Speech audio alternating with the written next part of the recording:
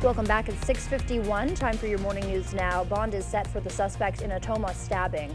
A Monroe County judge set a $100,000 cash bond for Jorge Luis Santos Martinez. He's accused of stabbing someone multiple times this weekend. That victim is now in stable condition. Santos Martinez set to appear back in court Friday. Israeli military officials say Israel has captured the Gazan side of the Rafah crossing.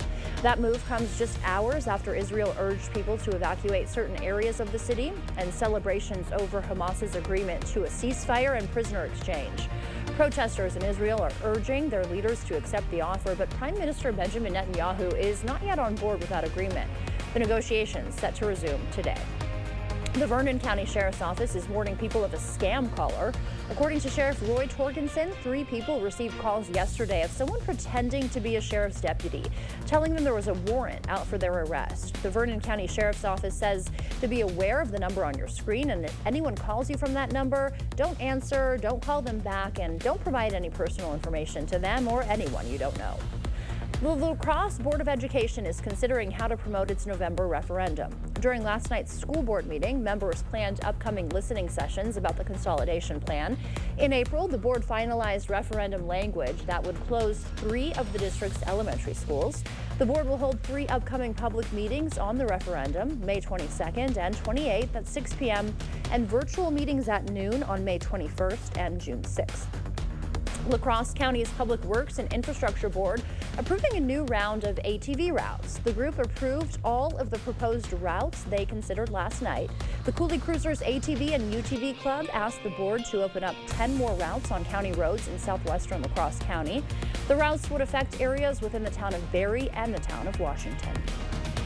May is Stroke Awareness Month. According to the CDC, someone in the U.S. suffers a stroke every 40 seconds. Last month, 82-year-old Jim Parker woke up with tingling in his left hand. When he couldn't move his fingers, he went to the ER, where he learned he'd suffered a stroke. Parker's lucky he got medical help when he did, or things could have possibly gotten worse.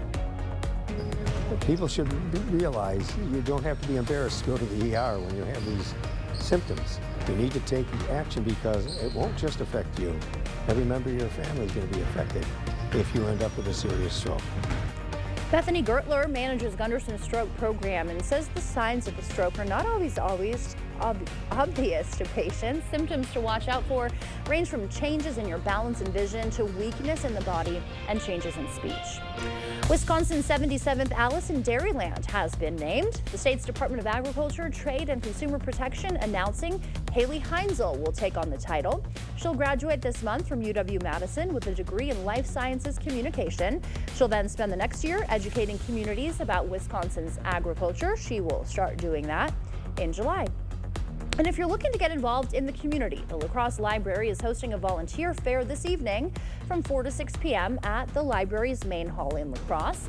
You can browse local volunteer opportunities from various organizations and find the causes you're passionate about, all in one convenient location. This event is open to anybody looking for a volunteer opportunity or wanting to learn more about ways to give back in the Coulee region. Well, it's a wet start to our Tuesday. Looking through CityCam, we've got rain falling here in downtown La Crosse as a fairly narrow line of showers and thunderstorms, non-severe by the way, continues to push to the east-northeast across the viewing area. So pretty much everyone's going to get some rain from this activity this morning. So showers and storms this morning, then a chance of more storms later today into this evening, but those will be more hit and miss.